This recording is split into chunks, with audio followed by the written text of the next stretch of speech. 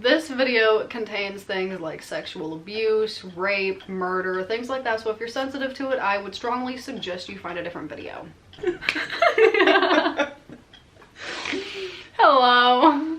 We just filmed a video that you will see in the next couple weeks, and it took us way longer than it should have.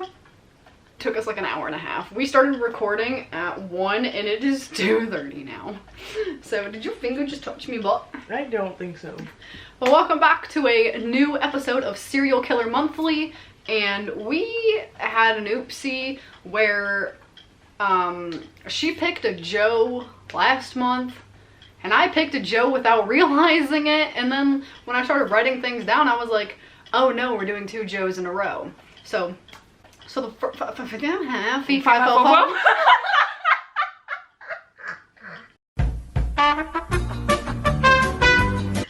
Okay, I gotta tell the Walmart story. We were walking around Walmart last weekend, and for like the couple days before that she had been eating cheese balls.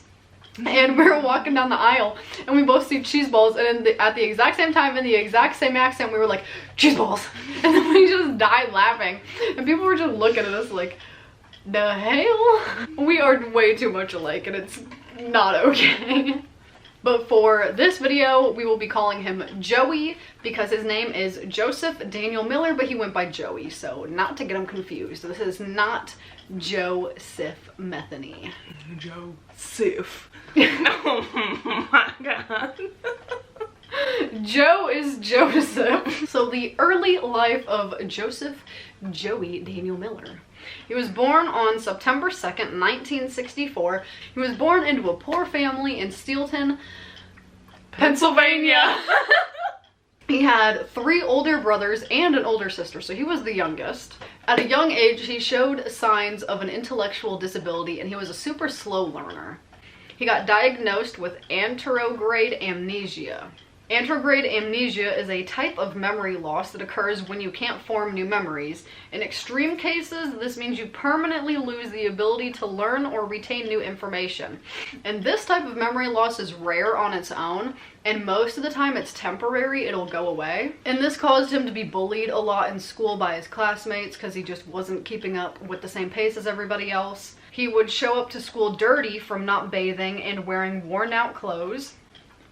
He ended up dropping out of school by the time he was in the 4th grade, so he was not very educated. Yes. Both of Joey's parents were mentally and physically abusive to him. He was sexually harassed by his uncle, which was his father's brother. So one of his older brothers was mentally handicapped, and his dad would make that brother eat under the table like a dog. The kids in the family were disciplined by being beat and chained to their beds. His dad introduced him to alcohol at the age of 6, which children should not be drinking alcohol. That's a given. 6 is sort of illegal. Right. In 1970, his sister, who was 15, gave birth to a girl.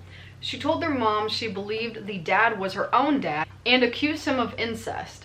Her mom attacked her with a kitchen knife and was like, I don't believe you, like, my husband would never do this.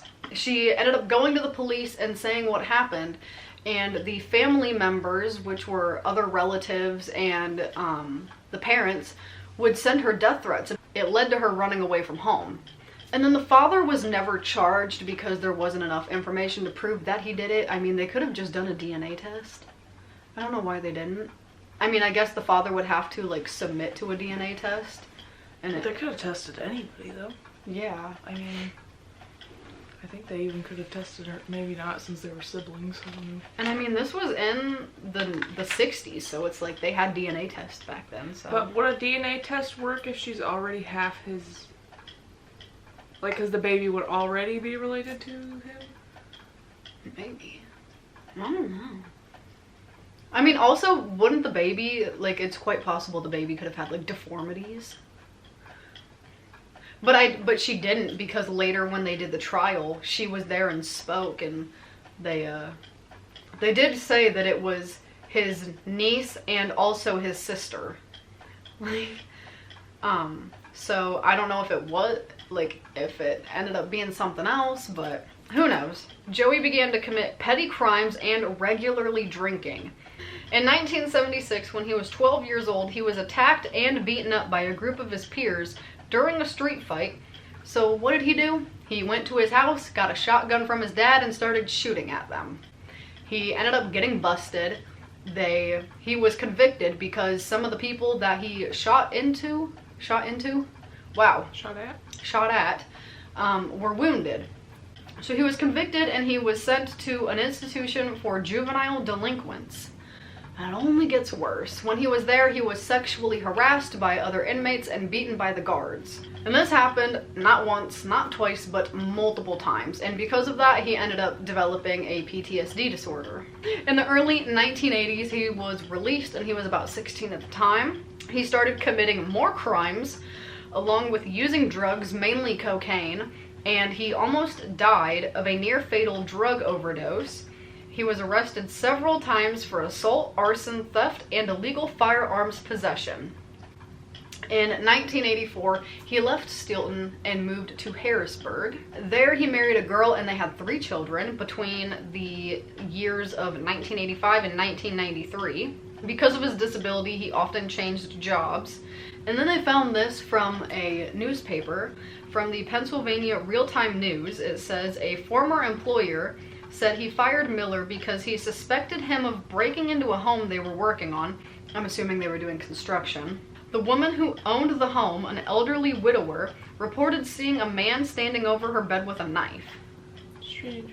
Very, very strange. Do you want to see more of this?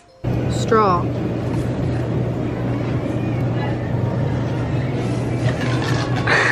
Right in the eye. Or this. But on my Sims? No. But not this. You're not gonna get naked. It is not an OnlyFans. I would love to see you over at Patreon. We have a Patreon account that the link is in the description. You can go to it and subscribe and see all of this bonus content, Q&As, lives, bonus pictures, bonus footage, blooper reels,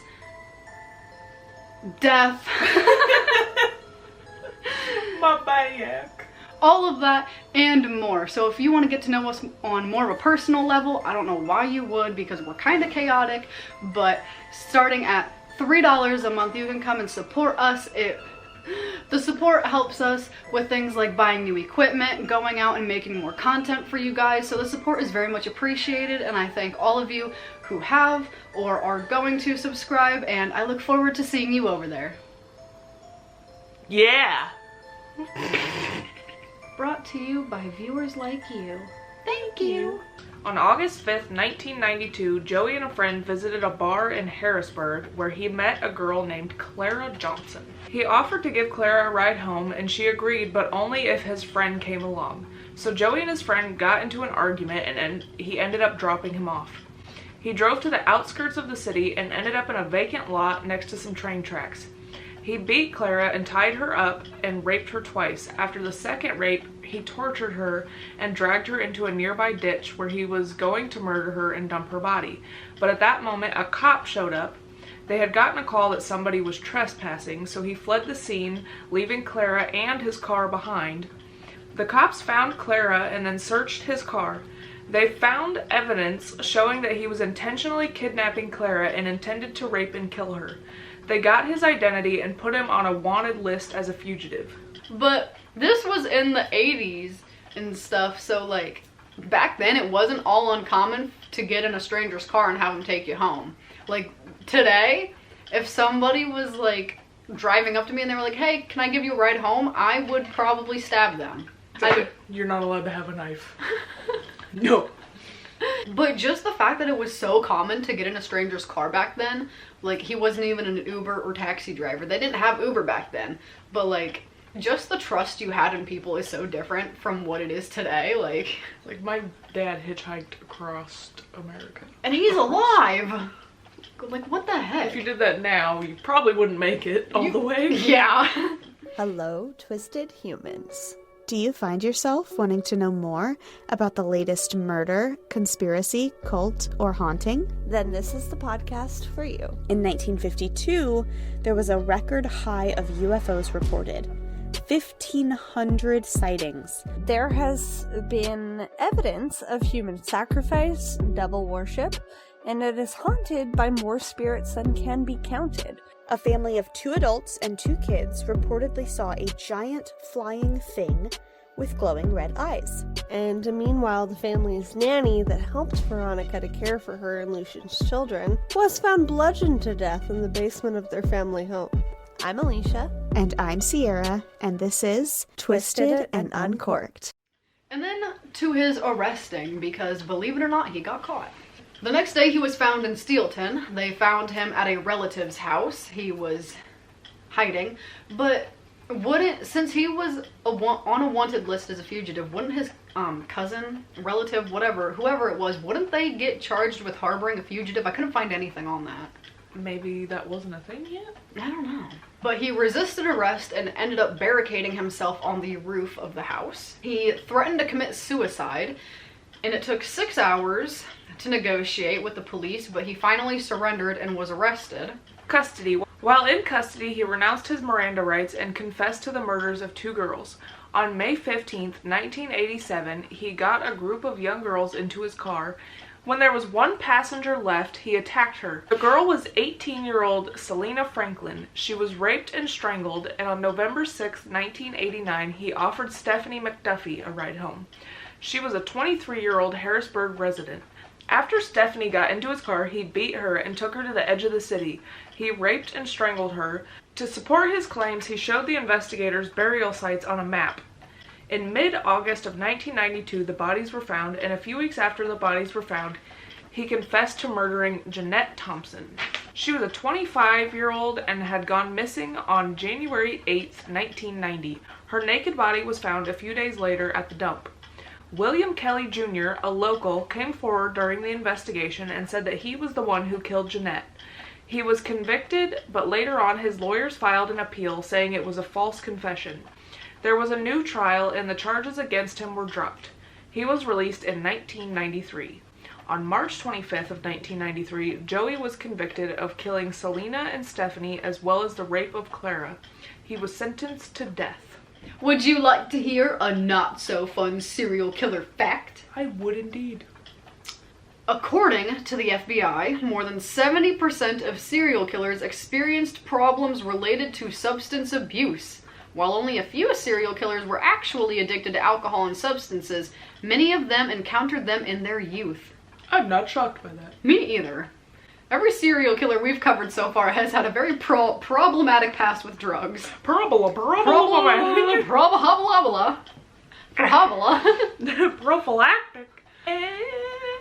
Hey Tim. Hey Jim. Would you like to hear a not so fun fact about serial killers? Yes.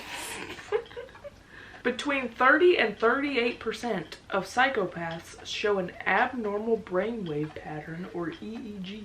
Wow. I don't know why I picked that one, because I don't even know what it means. It's just the one I landed on. So the time that he was in prison, over the years his lawyers filed multiple appeals to get the death sentence removed and to get a new trial. Every single one of them were rejected. In the late 1990s, he confessed to the murder of Kathy Schenck. On February 27th, 1990, he picked her up and then they went to Perry County, and that's where he raped and strangled her.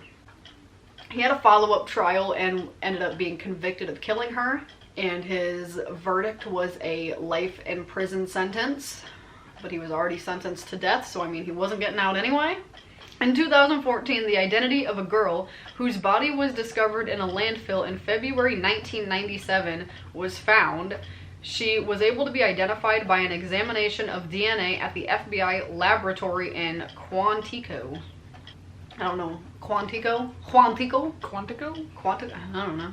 It was 26-year-old Kelly Ann Ward. She went missing in February 1986 and was from Harrisburg. Joey became the prime suspect almost immediately because of how she died. It was very similar to how he killed his other victims. They were black, engaged in prostitution, killed with a lead pipe and was disposed of near old car tires and tile pieces, all signs corresponding with his other victims.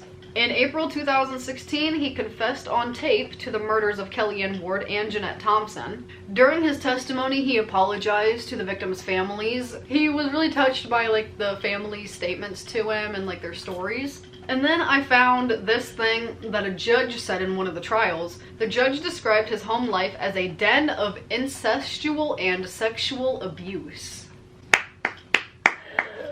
I would not have been able to get that out without like 16 tries. He was charged with the murders of both women.